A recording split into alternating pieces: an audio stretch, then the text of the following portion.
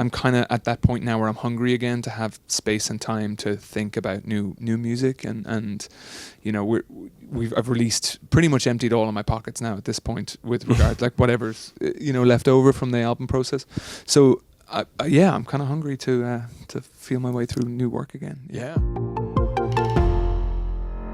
Audacy check-in. What's going on, guys? It's Brew, and we are backstage at the Forum, which is so fun. Like, it's like a secret back room here. Hozier hanging out right now. How are you, man? I'm good. I haven't been in this room yet. Yeah. So, Where's your room? It's like a maze. I guess it doesn't. I'm just right down the hall. Yeah. 14 lefts and another right. Yeah, exactly. Yeah. It's a maze down here. It's a big spot. Yeah. But it's been amazing to see your tour so far. You're almost wrapped up with it. How's it felt so far? It's been great. It's been super rewarding.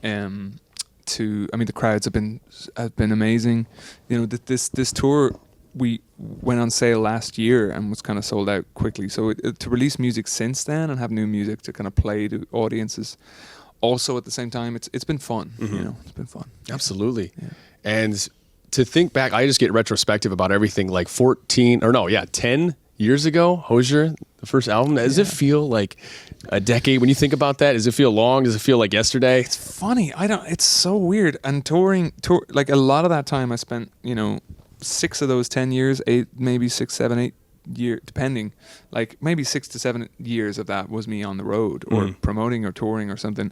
And like life on the road kind of becomes this blur of, it feels like no time passes and it feels like a lifetime as well. Mm-hmm. So 10 years, it's strange to think of that. Wow. Yeah. And at this point, how do you feel creative wise? Are you feeling more creative than ever, or what's that like? I'm super eager to get back creating. I think, I really enjoyed making the last record. I'm kind of at that point now where I'm hungry again to have space and time to think about new music, and I've released, pretty much emptied all of my pockets now at this point with regard like whatever's left over from the album process. So I'm kind of hungry to feel my way through new work again. Yeah. When you say empty your pockets, you're talking about in terms of music that you have like stocked, ready to go? Yeah, we had starting a lot fresh. Of that. We definitely, we had quite a bit of that. Now there's songs that obviously will never see the light of day, but pretty much everything that I felt like this nearly made the record, or this could have made the album, or this if we'd finished it in time, or this was battling out for another song. I feel really glad that I've released a lot of that after work, or that work that didn't make the album proper. That's been super rewarding, I'm just at the end of that. Yeah. Too Sweet being a song that almost didn't make the album. Why is that? Is it just because like it's a different formula, or it felt more casual, or what goes into a song almost not making the cut? There's a few things, there's elements of it that were it shared the same theme as another song. So I kind of arranged the album into a few different themes, 9 different themes, to kind of play with this idea of 9 circles. So it shared the theme of another song called Eat Your Young, which and they both had similar, I won't say feels to them, but they'd I didn't want the two of them. I knew that I couldn't put both on that record, Gotcha. And especially not in the same theme. So I felt the other song covered some of those bases, and it also was a super cheery song. It's fun. It is more casual, and I think for what the other song was doing, I felt it was more appropriate for the placing on the record. But I'm super glad I released it. I mean, first, of course. Yeah. First ever #1. Yeah. Congratulations. Thank you. How's your life changed? No, I'm just kidding. Yeah. It's been great. It's been super fun to. Absolutely. Yeah. So when it comes to like EPs and albums, what's the decision behind there? Is it like songs that you feel like deserve to see the light of day, or is it a specific reason that you format it like that?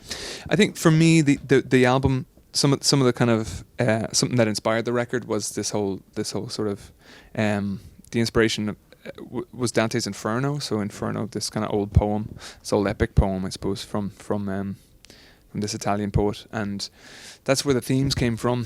And but it can be, picking between what makes it to an EP and what doesn't make it or makes it to an album is like, it's a long process, and it's fraud. It's like picking which children go on the lifeboat. You know what I mean? So it can be tough, and there's ones that you really feel so close to, and you feel very protective of certain songs, and you feel that they're, you really want them to see the light of day, and because they mean so much to you.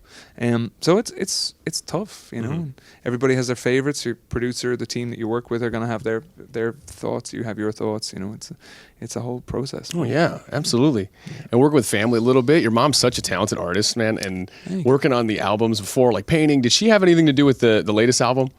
Not so much on the artwork. I remember showing her some of the initial images, but time was against us in so many ways. Not even just in the artwork side of things, but coming out of the kind of pandemic, even for me to travel into the States.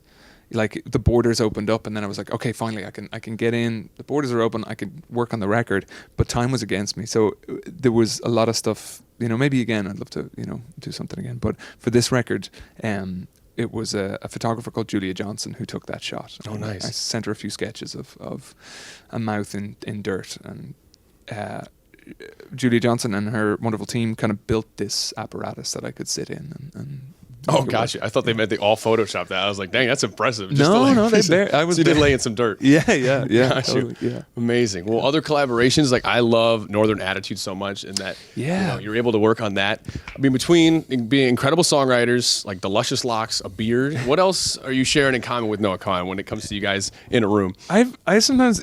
You know what? We also have similar fashion senses. I find it's quite funny. Show up in the same outfit sometimes. Yeah, you have to change very closely. But Noah's amazing, and he's having such an incredible couple of years. And for this wild kind of hurricane is going on around him. He's so cool. He's so grounded. He's just so down to earth. He's a really nice guy as well too, and he carries it very lightly, but. He's having such an amazing year. So, jumping on Northern Attitude was when I remember first hearing that song, before they reached out, I fucking loved that track, and I was delighted to hop on. Yeah. I'm so glad we have that, and you're being like humble about it too. Like you paved such a way for that, genre and vibe that he's kind of doing as well. That's cool. Mm-hmm. I didn't realize so much, but apparently he was doing, I think, live streams and stuff. He used to cover one or two of my songs back in the day, which is really, really sweet. Speaking of covering, this blew my mind. I don't know if I was living under a rock or something, but I was in an Uber the other day, and I heard a cover that blew my mind, and it was Say My Name that he did. Right. Yeah. It was unreal. Good. I love that song so much. Is there any song that you've covered or just heard that you wish was yours? Oh my God, yeah. There's so many that... There's so many. What was the last one that if I was to have to approach a cover, I remember, there's so many. Into My Arms, Into My Arms by Nick Cave. Yeah, I'm sure. Yeah, of course. It's like, it's a ballad. The lyrics are devastating. And I think if I was to approach a cover, it's like, I would love to it's one of those songs that you're like, Christ almighty. I'm just sitting down to write that song. It's stunning. I'd love to cover that. Yeah. What do you think your best instrument is that you're best at playing, would you say? I would honestly, my first and really only instrument was always my voice. And I sang before I could do anything else. And then I sort of taught myself how to play guitar, and what if you can call playing piano what I do, if you can call what I do playing piano, I can write on piano. I would never really trust myself at a keyboard in front of an audience, especially not a Kia Forum.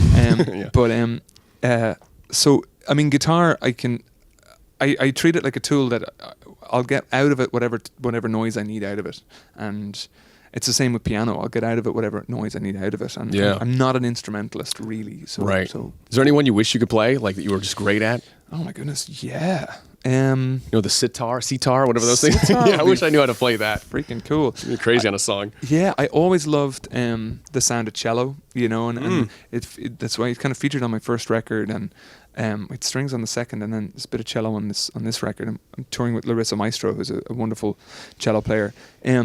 If I could pick one instrument that I could be, if you could go toe to toe with Yo-Yo Ma, you know what I mean? I think cello is a stunningly beautiful instrument. I think it's like there's something very it's like a voice, it's in a very similar range to a human voice. Yeah. And I think I'd love that instrument. It's amazing. When you're ever in the studio, does your dog Loki ever go with you?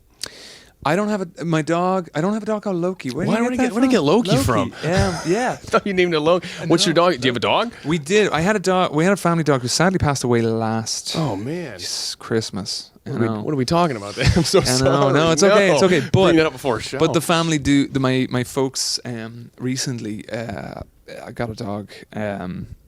Who they have named Bear. Bear. She's an absolute dote. Who the hell's dog's Loki? Maybe Noah Khan. I'm getting you guys confused. Maybe so. Yeah. Oh my gosh, because I've heard from so many songwriters when they have dogs in their studios where like their collar will go off or something, and they just keep it a part of the song. Has anything happened in a song that was like a subtle sound that you just kept? Yeah, that happened. So I was working with Jen DeSilvio, and on this album. So she produced. We worked on Francesca and like Icarian. And there's a song called Farewell. And when we were working on the demo for that, her dog Biggie, she's this little tiny dog. I'm not sure what breed he is, but he was he was a pup at the time. Like he was a tiny little thing. You could put him in a sandwich, and he was like not that you would, but I don't know why that's the comparison. He was tiny. Yeah. And he just barked and while the mic was recording, and it was somehow to the beat at the end of a phrase, and so we just kept it there and we sort of distorted it a little bit. So his woof, every time I hear it, I'm like, oh, there's that woof, you know. So, yeah. You get songwriter credits to the dog? We should have actually. Yeah, should have put a little. You have to legally at bark, this point. A little bark there from Biggie. Yeah. God, well now I'm like nervous about everything. Are you a Pisces? That is correct. Thank God, that is correct. dude. I was born. Oh, let me just fact check this real quick. Do you follow that at all? Are you into horoscopes or anything like that? I can't say that I am. Neither am I. A huge follower of it. Yeah. Me neither. Do you want to know yours though for today? Go on, yeah. Okay, before you go on stage, just to give you a little thing. Yeah. Here it is for today. Pisces, do not go on a state. No, I'm just kidding. Can you imagine? Yeah. No. Today's a fantastic day, so make the most of it. You're emotionally and mentally prepared to go on a new exciting life journey. Oh, wow. I feel like that's always what it says. Yes. Yeah. It's either that or don't go outside. Yeah. Oh, man. Well, last time I saw you, though, you were honoring U2. That's right. You got to sing Walk On. Have you seen them at all at the Sphere? I did. I got to see it? I caught them at the Sphere. Yes, I went back to Vegas. So I played Vegas one night and I was in and out that same night. So I missed them the first time. Mm-hmm. And then I got back before the Sphere show closed. It was phenomenal. It's spectacular. Crazy. It's a very different way to experience a live show, you know. And you know, it's so like U2 to be at the cutting edge of something. You know what I mean? They've paved the way on so many ways in which like live music presents itself. You know, and the kind of live experience. But yeah, it was killer show. While you're watching that as a performer, do you think at all about like, man, if this was a Hozier show, what it would look like? What would it look like? I found it hard in that moment to kind of project my own stuff onto that size of a screen. I think maybe later in my career, I'd have to have a lot more. I think, in this moment, I find it trickier. I could think of a lot of wonderful artists doing it now who could create something incredible there. Mm-hmm. But it's a whole. If you're doing a show there, like you'd spend a year just building that content. I don't know how they do it. Yeah, it's like so intense and it's so beautifully done. Yeah. But I mean, a lot of Dante's Inferno would be kind of trippy inside the Sphere. You know what? That could be fun. Yeah. But all right, what are you looking most forward to? You know, after wrapping up the tour and getting home. Yeah, so I have a couple of weeks off between now and when we start in Australia. I'm honestly gonna take it easy. I haven't been home in a moment, you know. So yeah, simple things. Like I'm a simple creature when I get back. I'm just gonna, you know, see friends, see family, just sort of plug back into kind of a little bit of countryside slowness, you know. Yeah. Maybe adopt a dog named Loki. Like, why not? Yeah, exactly. Yeah, that's what I was doing. I was just manifesting. I could feel it. Yeah. But thanks for the time before you go on at the Forum. It's so fun to watch your journey. And thank you always for just great music. Thank you, Brew. Appreciate you so much. Yeah, you too.